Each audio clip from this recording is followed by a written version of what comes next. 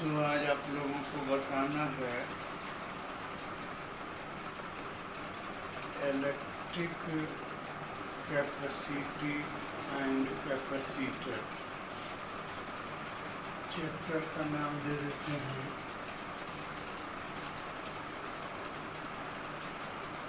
Capacity and capacitor.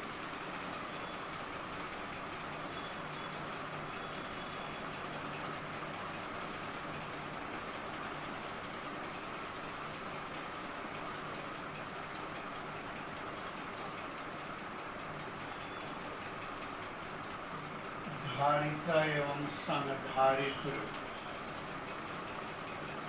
जिसको आप लोग कंडेंसर भी बोलते हैं।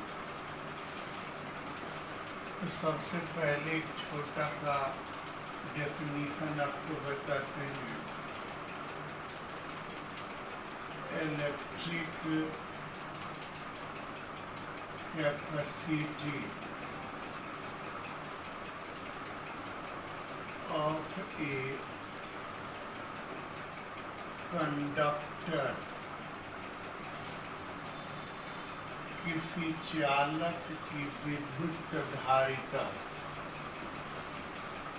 इसका हिंदी हो गया किसी चालक की विद्युत धारिता।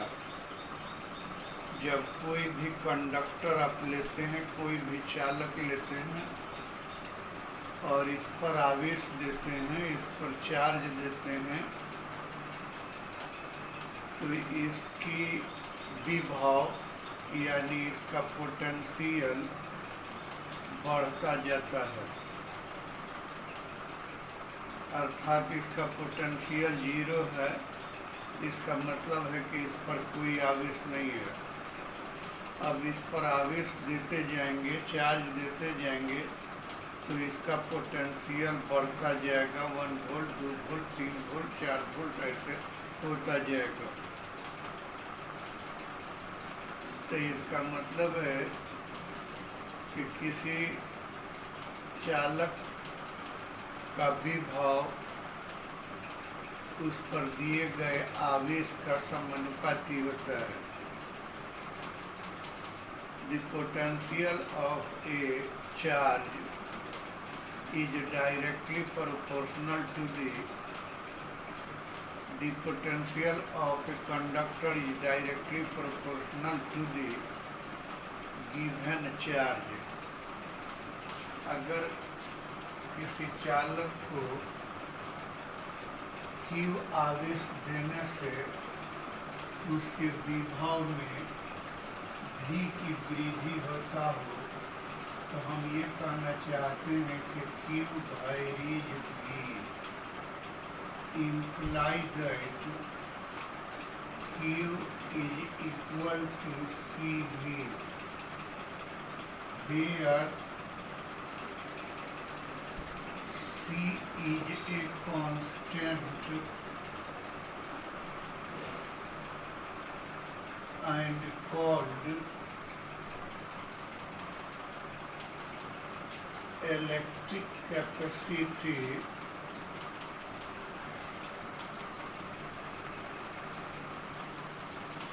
of the conductor।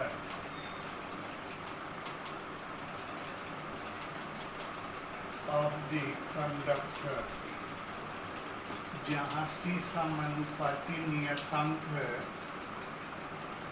और इसी नियतांक को चालक की धारिता कहा जाता है। Q बराबर CV से स्पष्ट है कि चूंकि Q बराबर है CV इम्प्लाई दैट C बराबर Q बटा V, यानी कैपेसिटी ऑफ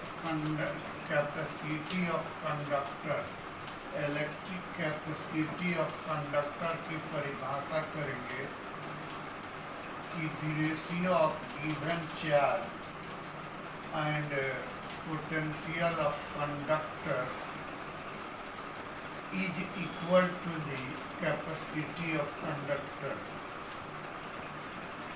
किसी चालक की धारिता उसको दिए गए आवेश और उसके विभव में होने वाले परिवर्तन की अनुपात के बराबर होता है। अब क्या है कि इसका डायमेंशन निकालें, तो डायमेंशन का अर्थ हो गया Q, तो Q और V का अर्थ हो गया W/Q, तो is equal to 80 into 80 by ml पर पावर 2 t पर पावर -2। इसलिए dimension of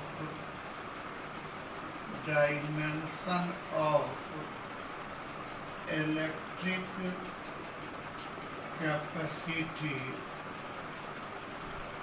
is equal to the m पर पावर -1 l पर पावर -2 t पर पावर 4 a पर पावर 2।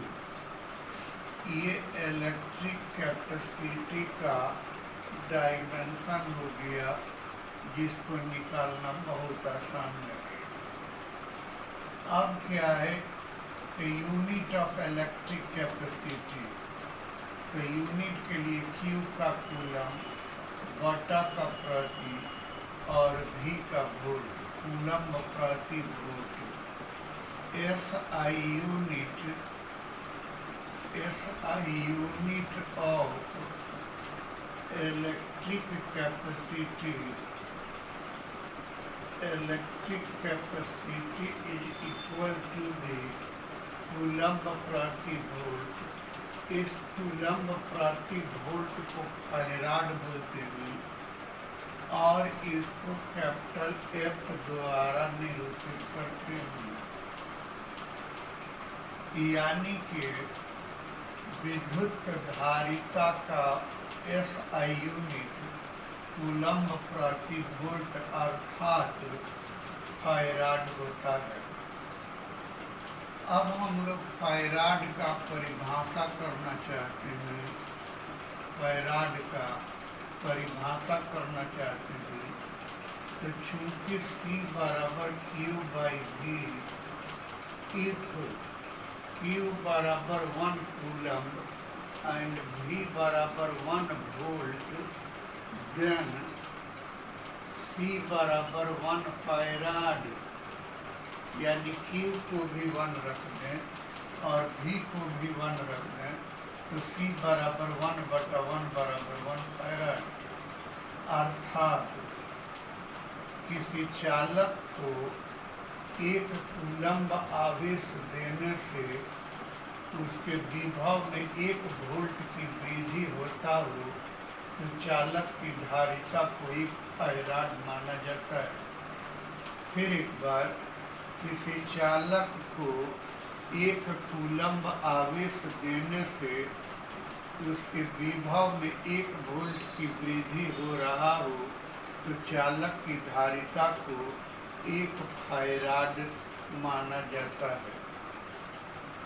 अब क्या है, फैक्टर्स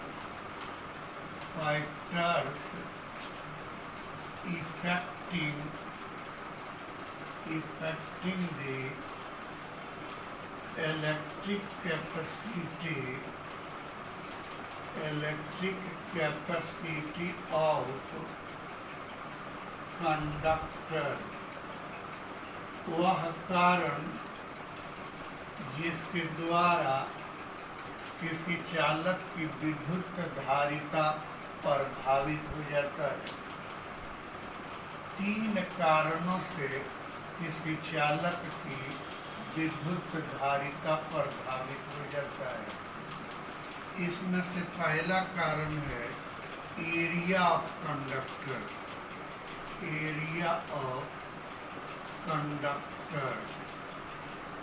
किसी चालक की धारिता उस चालक की क्षेत्रफल का समानुपाती होता है।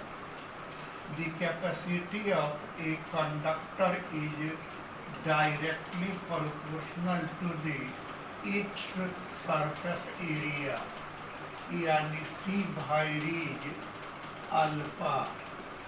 अगर चालक की धारिता सी और उसका सरफेस एरिया अल्फा हो तो सी वायरीज अल्फा चालक की धारिता उसके क्षेत्रफल का समानुपाती होता है। Number 2, nature of the conductor. Nature of the conductor, चालक की धारिता चालक के प्रकृति पर निर्भर करता है। जिस चालक में फ्री इलेक्ट्रॉन की संख्या अधिक होता है उसकी कैपेसिटी अधिक होता है, जिसका कम होता है उसकी कैपेसिटी कम होता है। और नंबर 3, चालक के गिर्द किसी दूसरे चालक को व्यवस्थित कर देने पर, ये चालक के समीप किसी दूसरे चालक को व्यवस्थित कर देने पर चालक की धारिता बढ़ जाता है। अर्थात ये एक चालक है, इसकी धारिता जितना है, मान लेते हैं इसकी धारिता 2 फैराड है और इसके समीप दूसरा चालक व्यवस्थित कर दिया जाएगा तो इसका धारिता 2 फैराड से बढ़ जाएगा। एक और भी बता देते हैं, चालक की धारिता चालक के गिर्द स्थित माध्यम पर निर्भर करता है। मान लिया कि एक चालक है और इस चालक के गिर्द हवा है या वैक्यूम है तो इसकी धारिता C0 है। ऐसा मान लिया कि हवा या निर्वात में, एयर या वैक्यूम में स्थित चालक की धारिता C0 है और जब इसके गिर्द कोई दूसरा मीडियम ले आ देते हैं जिसका रिलेटिव परमिटिविटी यानी विशिष्ट विद्युतशीलता, अपेक्षित विद्युतशीलता, तो ये एप्सिलॉन है। इस स्थिति में इसकी धारिता अगर C हो जाता है तो C बराबर होता है C0 एप्सिलॉन R। तो वही कहा कि चालक के गिर्द माध्यम बदल देने से चालक की धारिता बदल जाता है।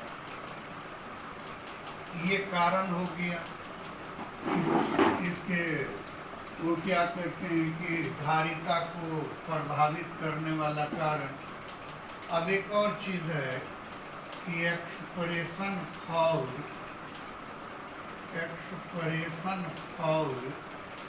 Capacity of A spherical conductor, किसी गोलीय चालक की धारिता का व्यंजक। बहुत ही आसान है। हमने माना कि ये एक स्फेरिकल कंडक्टर है और इस स्फेरिकल कंडक्टर का सेंटर O, रेडियस R है। इस पर स्थित आवेश, इस पर चारों तरफ से स्थित आवेश प्लस Q है, इसका विभव भी है और इसका कैपेसिटी C है। ऐसा मान लिया तो आप क्या कर रहे हैं कि C बराबर होता है Q/V एंड आपने निकाला हुआ है कि V बराबर Q/4 पाई R स्क्वायर, 4 पाई R, V बराबर Q/4 पाई, ये 1/4 पाई एप्सिलॉन 0 R स्क्वायर। हाँ, Q/4 पाई एप्सिलॉन 0 R। अरे वाई फॉर्मूला ले रहे हैं कि V बराबर 1/4 पाई एप्सिलॉन 0 इंटू Q/R। तो वही मिला के लिख दिया Q/4πε0R। तो इसलिए C बराबर Q/4πε0R। Q से Q कैंसिल हो जाएगा, इसलिए C बराबर 4πε0R एंड 4πε0 बराबर constant imply that C varies R, यानी 4πε0 तो कांस्टेंट है, 4/7 ε0 8.84 गुना 10⁻⁻12। तो ये तो कांस्टेंट हो गया, तो कांस्टेंट का बराबर मिल के समानुपाती हो गया, अर्थात किसी गोलीय चालक की धारिता उसकी त्रिज्या का समानुपाती होता है। त्रिज्या बढ़ने पर धारिता बढ़ जाता है, त्रिज्या घटने पर धारिता घट जाता है। अब क्या है कि potential energy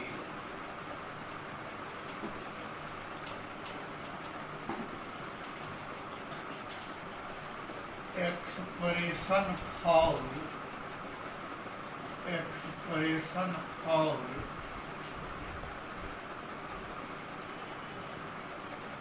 potential energy of A charged conductor. जब किसी चालक को आवेशित किया जाता है तो विकर्षण बल के विरुद्ध कार्य संपन्न होता है तथा यही कार्य ऊर्जा के रूप में संचित हो जाता है, पोटेंशियल एनर्जी के रूप में स्टोर हो जाता है। जैसे कि मान लिया जाए कि ये एक चालक है और ये चालक अनावेशित है, अर्थात इस पर किसी तरह का चार्ज नहीं है। जब इसको चार्जिंग में डालेंगे तो इसका विभव तो शून्य है, क्योंकि इस पर जब कोई चार्ज नहीं है तो इसका विभव 0 है। जब चार्ज में डालेंगे तो जल्दी से धन आवेश इस पर आएगा, क्योंकि यहाँ विभव शून्य है तो जल्दी से भागेगा आवेश। और जब इस पर आवेश आएगा तो इस पर क्या हो गया, पॉजिटिव चार्ज हो गया, और आने वाला चार्ज क्या है, वो भी पॉजिटिव चार्ज है। तो इस पर आए हुए पॉजिटिव और उधर से आने वाला पॉजिटिव के बीच फोर्स ऑफ रिपल्सन काम करेगा, विकर्षण का बल काम करेगा, तो वो आने वाले आवेश को इस विकर्षण बल के विरुद्ध कार्य करके इस पर आना पड़ेगा। यही कार्य इलेक्ट्रिक पोटेंशियल एनर्जी के रूप में इसमें स्टोर होता है। जैसे सिंपल आप अपने मोबाइल को चार्ज में डालते हैं, मान लीजिए मोबाइल बिल्कुल डिस्चार्ज हो गया, तो आप देखेंगे कि 1-2 मिनट में ये 10% 15% चार्ज हो गया, और 10% जितना देर में चार्ज हुआ, मान लीजिए कि 2 मिनट में 10% चार्ज हुआ, तो अब 10 से 20 जाने में देखिए थोड़ा टाइम, तो आप सोच रहे होंगे 2 मिनट में 10 और होके 20 हो जाएगा, 2 मिनट में 10 और होके 30 हो जाएगा। नहीं होगा बेटा, आप करके देख लीजिए, मोबाइल हाथ में रखिए, चार्ज में डाल के देख लीजिए। 2 मिनट में 10% चार्ज हो गया, अगला 10% यानी 10 से 20 होने में आपको पता चलेगा 3 मिनट टाइम लग गया, उससे भी ज़्यादा लग गया। 20 से 30 होने में आपको पता चला 5 मिनट टाइम लग रहा है। इस तरह से अंतिम जो 90 से 100 पर जाने में आप देख लीजिएगा कि आधा घंटा टाइम लग गया। तो क्या मतलब कि इस पर जैसे जैसे आपके बैटरी पर पॉजिटिव चार्ज आता जा रहा है, ये पॉजिटिव चार्ज आने वाले पॉजिटिव चार्ज को विकर्षित कर रहा है, और जितना ही इस पर चार्ज आएगा उतना ही ज़्यादा बल लगा करके विकर्षित करेगा, अतः उतना ही अधिक कार्य करके इस पर आना पड़ेगा, जिसके कारण अधिक टाइम लग जाएगा। और यही कार्य इस बैटरी में पोटेंशियल एनर्जी के रूप में संचित होता है, जो धीरे धीरे इलेक्ट्रिक एनर्जी में बदल के आपका मोबाइल चलाता है। तो हमने माना कि कोई चालक है और इस चालक पर किसी समय मैंने चार्ज में लगा दिया, 5 मिनट के बाद देखा तो इस पर कुछ आवेश आ गया, उसको हम इंस्टेंटेनियस चार्ज कहेंगे, तात्क्षणिक आवेश कहेंगे। माना कि किसी समय तात्क्षणिक आवेश है इस पर Q, और इसका विभव मान लेते हैं कि हो गया है V, तो क्या हो गया कि C बराबर इसका क्या हो गया, C बराबर हो गया Q/V। इसको याद रखिए कि इंस्टेंटेनियस चार्ज Q और इंस्टेंटेनियस पोटेंशियल V, तो C बराबर Q/V। अब क्या है कि आवेश जो चार्जिंग में डाले हुए हैं, तो चार्ज एक के बैक आके तो इसमें नहीं आ रहा, धीरे धीरे आ रहा है, टुकड़ा टुकड़ा करके आ रहा है।